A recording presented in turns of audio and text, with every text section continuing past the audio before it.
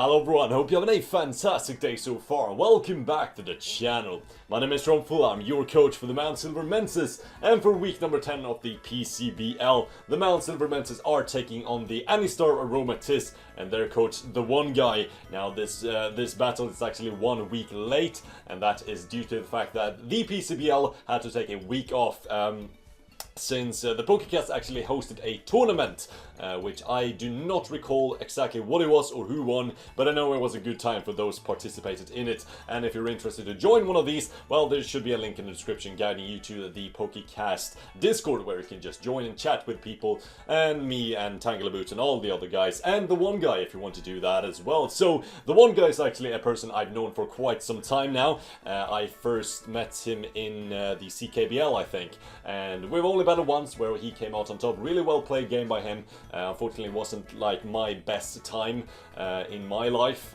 so I didn't really pose that big of a threat towards him. He played that one really well, and I know a few things about him, even though I've battled him only once.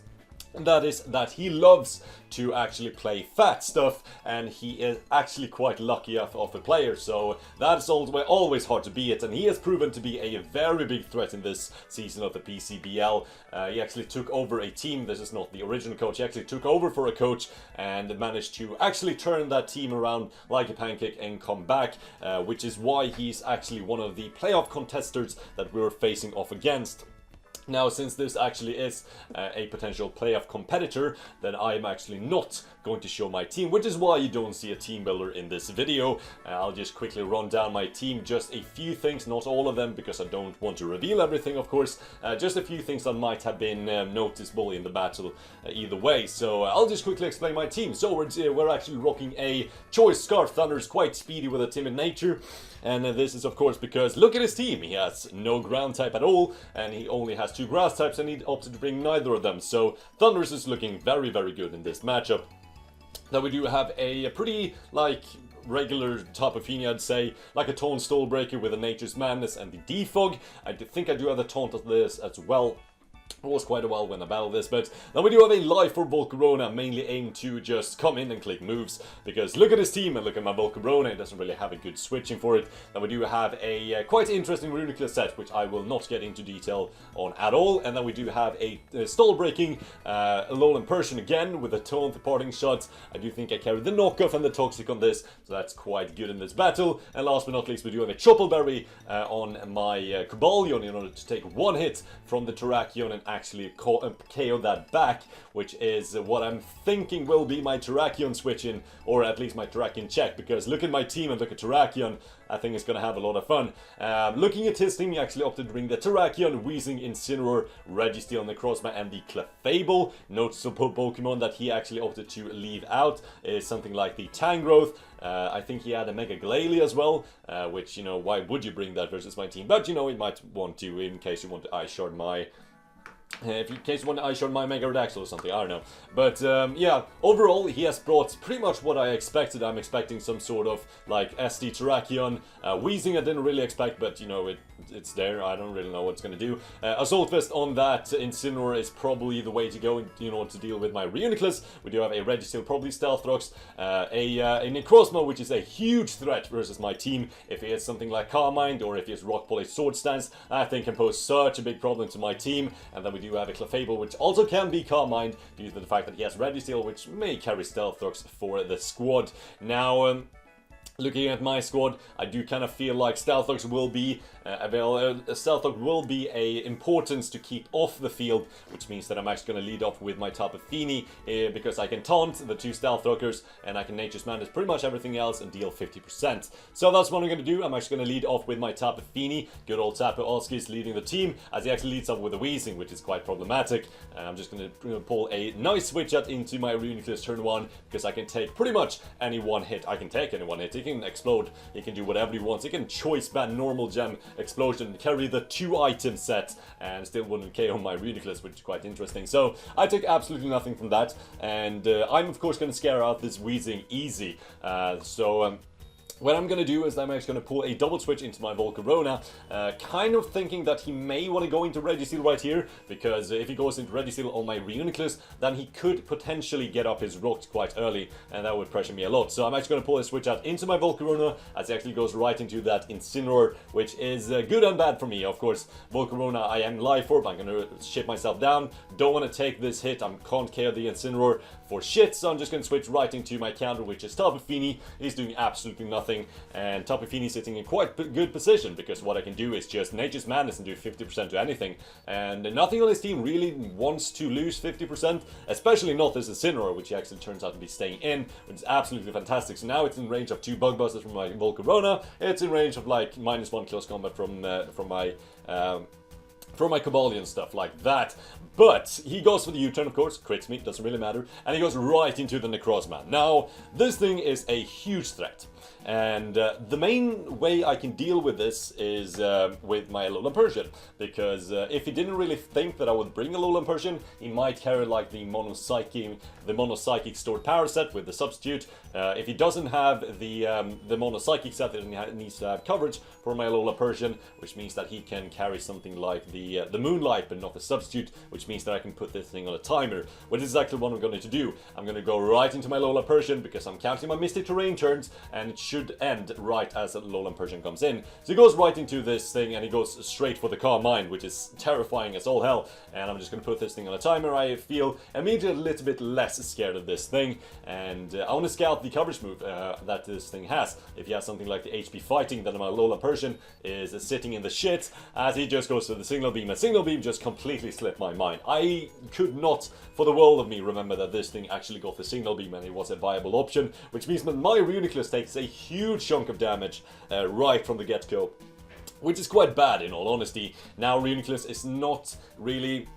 It's not that big of a deal that I do take like 92. It would be worse if I just flat out died. That would be hella worse, but as you will see in just a few turns, I am carrying the Regenerator on this Reuniclus, so you know, I will be able to switch right back in and just heal off a bit of that damage at least. But I don't want to stay in right now, because Reuniclus can still be worth hanging on to. I am carrying a little bit of a surprise for that Incineroar, which might come into play later on, who knows. But if I'm in the one guy's shoes, I would actually go for this Psychic move right here. It would take out my Reuniclus, and it would take out both of my switch-ins to a Signal Beam, which would be Cobalion or the Volcarona. Now, the reason I say this is because I just go straight back into Alolan Persian, just fearing nothing. I am so sure that this guy will go for the Psychic move right now, just because, you know, it's his best play. And I get that play right. He goes right for the Stored Power, which is fantastic because Alolan Persian is back in. Now I'm going to predict the Signal Beam or the Healing move go right into my Volcarona.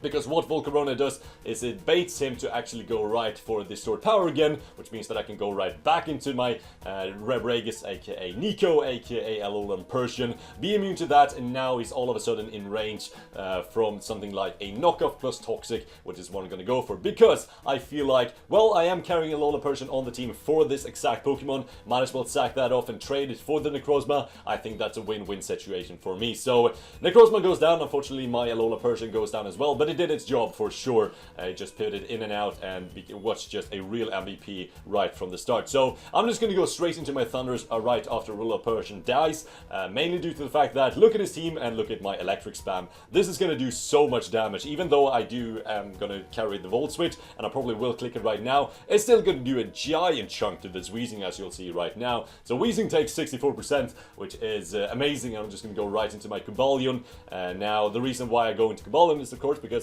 Sludge Wave, or Sludge Bomb is a thing. And I thought in that situation the best play for him would be to just go for the Sludge Wave, since if he goes for something like a Flamethrower, Will-O-Wisp, predicting my Cobalion, and I get a nasty Plot or Agility up, he can be in a world of trouble, and I don't think he wants that at all. So that's why I go into my Cobalion. Now, predicting him to go for something like a Flamethrower or a Will-O-Wisp, I'm going to double right back into my Thunders. However, he goes for the Destiny Bond, which I thought was a little bit interesting, because that just gave me a free turn to set up rocks, which I thought was interesting, but I mean, it works out for him because now I can't click electric type moves. I'm just going to U-turn out instead and go right into my Reuniclus. Now, the reason why I go into Reuniclus is because I think that there's a good chance he can go for something like a fire type move or a Will-O-Wisp or something like that, predicting my Cobalion to come back in. But Reuniclus can actually, or has a very, very good chance of actually surviving 2 Sludge Waves, even though I am sitting at a reasonably low amount of HP. So Sludge Wave does between 22 and 28%. And you'll see after this Sludge Wave, which he gets a pretty high roll, does 26, I'm sitting at exactly 28%, which means that I am almost guaranteed to take this next Sludge Wave. Now, he needs to get a amazingly high roll in order to take me out is what I'm trying to get at. I actually need to get the absolute max roll, so that is 1 out of 16 chances that my the Reuniclus will go down. And if you look at my team, I can actually not switch really into anything. I can switch into my Volcarona, but you know, that'll just chip me down even further. You can get a poison, I'll take life from damage, that will be no bueno. I can switch into Tapu Fini, well, on a Sludge Wave. No, that's not gonna happen. Thundurus, I need to keep that at pretty much as full health as possible to just click electric moves, or if rocks grow up, I don't want to have taken Sludge Wave before. Cobalion need to keep that at 100%, otherwise I'll just lose to Terrakion. So I decided to actually take my chances and try to stay in on this and hope that he doesn't get a max roll. Unfortunately, that is not the case, and he gets a max roll and takes me out. And that's just amazingly unfortunate for me, because Reuniclus was really, really good versus him, and I could have just 1v1 his entire team pretty much. But I'm just going to go into my Thunders, I'm going to click Volt Switch, going to take out this Pokemon, claiming Thundurus his first kill of the battle, and spoiler alert, that won't be the last one. Now he goes into the Incineroar as I go into my Cobalion, and the reason why I go into Cobalion, because I thought there might be a slight chance he wants to take his chances right now and go right into his Terrakion and try to go for something like a close combat, proccing my Barry, and I will be able to take it out with a close combat. Now he goes into his Incineroar, and this is interesting because I for sure take him out with a close combat right here. And I am kind of in the back of my head thinking, well, there's a good chance he might be like, something like a Fighting Resist Berry. What's that thing? Choppleberry, right. He could be a Choppleberry, and he could try to bait me, take me out with a Flabbit, and I don't know, that's the only explanation to me why you would ever go into this Pokemon, like, at all on my Cobalion, because I for sure take you out right here. So predicting him to go for something like a Flabbit on the, like, Choppleberry lure, I'm gonna go right into my Tapu Fini, as he just goes for the U-turn, which is very questionable to me. Why would you go for a U-turn if you, I don't know, that's just weird to me, but I'm just going to go into my Tapu Fini, he U-turns out into the Registeel, I'm going to go straight into my Volcarona. I'm thinking the Stealth Ox may go up right here, just goes to the side split like that's totally fine. I have a very good chance of taking the Registeel out with a Life or Fire Blast. Nope, it lives. That was, I don't know how much chance there was, I think it was like a 75% chance taking out. Unfortunately, it doesn't go down, not the end of the world. Volcarona tried, it unfortunately failed, but it tried, and that Registeel lives to see another day, and it has Rock Slide, so it's really good prep on the one guy's part. I'm just going to go into my Thunders, I can just click Volt Switch, and once again I can clean up the mess that my entire team is trying to do, and Registeel goes down, so that's a second kill for my Thunders. I'm just going to go into my Tapu Fini, because, you know, Tapu Fini kind of baits in the Clefable, and I want to see what kind of Clefable this is. I do carry the Haze, I think, on this Tapu Fini, which means that the Calm Mind version of Clefable actually can't take me out, but he just sets up rocks in my Nature's Madness, and I see that I am faster, which is quite good information. I'm just going to defog these away, just so I can just switch in my Thunders freely later on in the game. He's going to go for the Moonblast, he unfortunately gets the special attack drop, nothing real I can do about that, but what I can do is actually go right into my Thunders, because even though I am hoping not to get dropped here by the Moonblast, I can take it, and now I can actually go for a mean Sludge Wave on this Clefable. Now, I did some calcs of this battle, it is like a 43% chance of taking this Clefable out with this investment. Yeah, I don't really have another play. I don't want to switch in my Cobalion, don't want to switch in my Tapu Fini again. I thought, might as well just take my chances. He got a max roll, I could just go for some rolls as well. So I'm just going to go for the Sludge Wave, and luckily enough I actually do get a critical hit, so that definitely mattered. Well, it mattered in the way that I didn't need a roll, but it was still pretty lucky on my part, not gonna lie. So he's going to go for the Terrakion, and I go for a pretty questionable play. I go straight up for the Sludge Wave, and I did this for a few reasons. I thought it was actually my best play. So, if he has got Terrakion, he's going to lock into Stone Edge potentially, and just take me out. If he does that, in comes Cobalion, I can pretty much set up rocks, or I can just go for the close combat and take something out. Now, if he isn't scarfed, then he will probably go for something like a sword stance on my sludge wave, because, you know, I'm locked into it. And if he doesn't have rock polish, which I don't think you have on this set, then a sludge wave into a potential thunderbolt from my thunders later down the road will actually take this Pokemon out, which is what I'm going for at this point. So I'm just going to sludge wave right now, do a little bit of chip damage, actually put him in range of a close combat as well from my Cobalions. All I need to do right now is actually sack off my Tapu Fini, go Cobalion, and pretty much win the game. That is the general plan. After the sludge wave, you're going to see that he actually goes for the sword stance, so I made the correct play. Well, in my opinion, the correct play. I'm just going to go into my Tapu Fini as he unfortunately misses this Stone Edge. That doesn't really matter. I am really sorry about that. I don't really want to determine this game on potential luck, so I'm just going to double into my Thunders, try to sack that off, but he misses another Stone Edge. So I felt, well, I'm going to sack something to this guy. I still had the game pretty much locked up with my my Choppleberry Cobalion in the back, so I'm just going to sack something off to make this pretty even. So here comes the situation which I pretty much visioned from the matchup, from Team Builder. Pretty much like the first thing I did was like, okay, I need Choppleberry Cobalion because otherwise I'll just lose to Terrakion. Now, I slipped up a little bit right here. I created a pretty good, in my opinion, Cobalion spread, which took on most of his team. Now, the first thing I did was, of course, try to calc so I can take a +2 close combat from the Terrakion.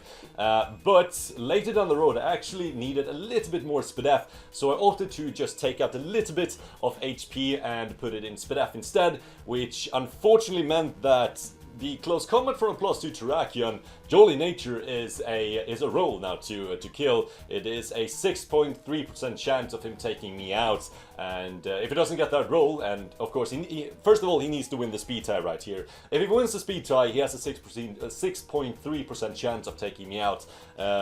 He needs to get both of those pretty much to win the game. If he doesn't, one of those gets wrong, well then my Cobalion will just sweep with a close combat right here, right now.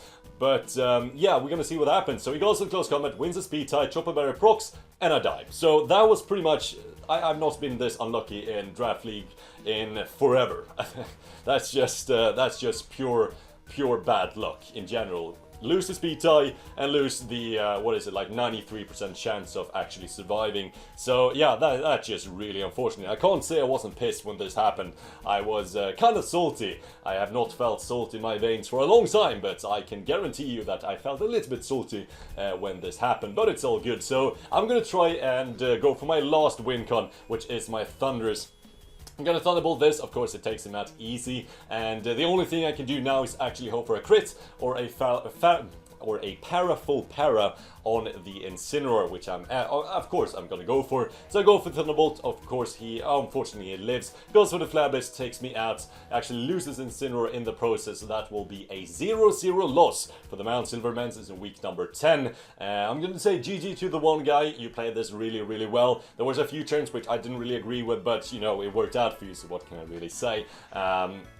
Of course, I felt this was a kind of unfortunate battle for the Mt Silver Mences. We're still sitting at an 8-2 record with a +24 differential, which is super good, and we're definitely going to playoffs. We just need to win one more game, I think, to actually guarantee it. And we could have had it right here, but you know, God said something else. If you believe in God, it just wasn't my day to play Pokemon in general. I tried my best. I felt like I played that one pretty well, and like, what is it, 15 out of 16 times, that should have been my game, and in all honesty, I think it should have been my game in general, if I just have not got the wrong rolls in general. But I can't take away from the fact that the one guy played this absolutely fantastically, in my opinion. It took... He took full control in the late game, and actually had a really good set in the Registeel, which actually managed to survive my Volcarona's Fire Blast and take me out. So huge props to him. I think he played this really well, but it doesn't take away from the fact that I will get this guy back in playoffs for sure. Now I am steaming hot for revenge against the one guy and the Annistar Aromatisse, which you will see in hopefully, well, you will hopefully see it. I can't guarantee that I'll face him, but hopefully I will face him in playoffs, and that will be very, very nice. So, with that all being said, I want to thank you so much for watching. We will, of course, get back on the winning side next week when we face off against someone. I don't even know, but I will go super hard in that battle. But I want to thank you so much for watching. I'll see all of you at the same time next week. Goodbye.